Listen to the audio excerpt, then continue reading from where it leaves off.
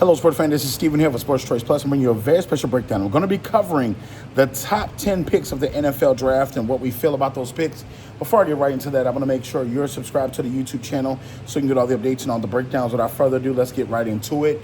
Number one was no surprise. We knew that there was a strong chance there was going to be a quarterback taken. It was just a question of which one. Cameron Ward, if you want to call him, was told by the Tennessee Titans 48 hours before the draft, look, we're going to be taking you number one overall, kid.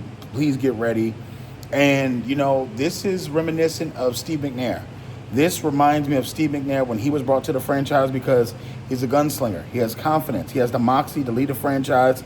This guy is going to be with the Tennessee Titans for a while, I believe. Cam Ward has everything it takes in order to make that franchise successful. Now, he will need help. He will need the Tennessee Titans to give him some more offensive linemen.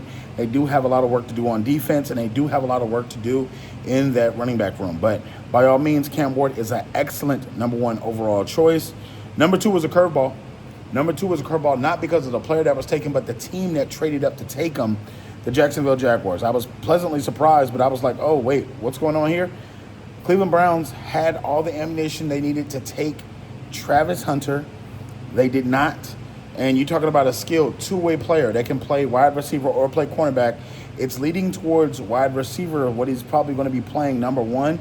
And they talked about how he's going to be formally a part of the offense, how he's going to be a figurehead of the offense. Now he's going to have the opportunity to play both the Jags. They just have to figure out, the pizzazz is there for Jacksonville. You got Travis Hunter. He's the sexy new toy that you have in the offense. Can Trevor Lawrence use him and utilize him? And can the new head coach get everybody in Duval to buy in and get everything that they need done? That's going to be huge. It's critical. I think Travis will have highs. He will have lows. But I think he's going to perform well. I think that's your rookie of the year on the either offensive side or defensive side, whichever time he gets more playing time on. I think this was amazing at a number two pick because he's transcendent. I feel like he's a unicorn, and he's going to have major success when it comes to playing both sides in the NFL. You're looking at number three, Abdul Carter. I love this pick for the Giants because they not only have Dexter Lawrence, they have Brian Burns at linebacker. They have Kayvon Thibodeaux. They have a unit that's coming together where you got the linebacker, defensive tackle, DN, and then they're starting to spread out that defense to the corners.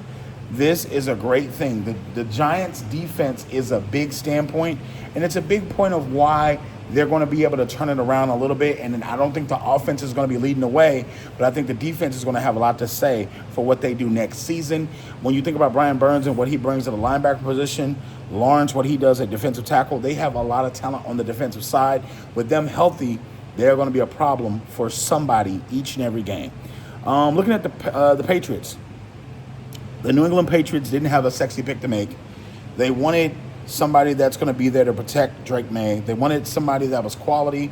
You're looking at Will Campbell for LSU. He played a ton of football. And you look at just exactly how he fits into this offense. He's a nasty road raider. He can pass block. He can run block. He can do either or.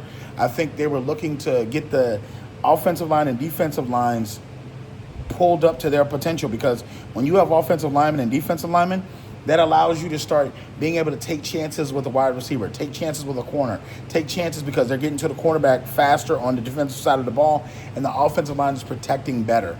That's why I like that move there because they needed a bodyguard to protect Drake May. That's what they did. Job done.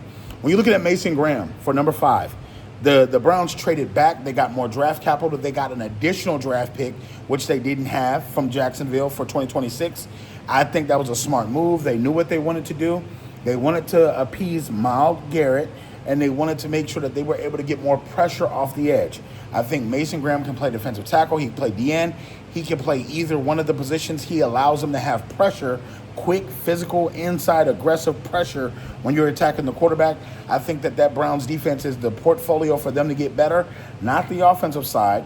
You know that they have the players that they have on the offensive side. Obviously, Deshaun Watson not playing. And then you got to think about this. Are you really thinking anything of the quarterback room in the Browns is going to do anything special? Probably not. So I like this move with Mason Graham. I think he's a stud. I think he's going to help that aggressiveness. Again, physical, First step, takes advantage of his offensive tackles that he's taken on, is very aggressive with his hands, able to push the body and extend plays for the defense to make sure that they're getting a sack and or tackle. Coming in number 6, the Las Vegas Raiders. There were so many different people that had plans for Shedeur Sanders to be here. There were so many different mock drafts that had Shedeur Sanders playing for Tom Brady and the Raiders, but a lot of people have drawn comparisons to LaDainian Tomlinson, Frank Gore, some of the best from the past. Ashton Jeanty is one of the best running backs we've seen in college. He had a Barry Sanders-like season in college. And when you look at everything that he was able to do, all the things he was able to complete, he was able to catch the ball out the backfield. He was able to run the ball out the backfield. He was dual threat. He could block a little bit. So he was able to fit in a lot of different schemes. He's going to fit well with Geno Smith in this offense that they have in Las Vegas. I think the Raiders are great with this. I think you gave him a playmaker to use in that offense, Geno Smith. I think you gave him another weapon, so that's going to help the Raiders score more points, score more touchdowns, hopefully by the goal line, and I like the way that they did that. Coming in at number 7, Mr. Armand Membwa. When you think of him, he's a very, very physical, nasty offensive line / guard. When you think about him, he's a mauler. He's a guy that you set on people. He's a guy that runs loose. He's a guy that gets open in the open field and really takes advantage of what he needs to do.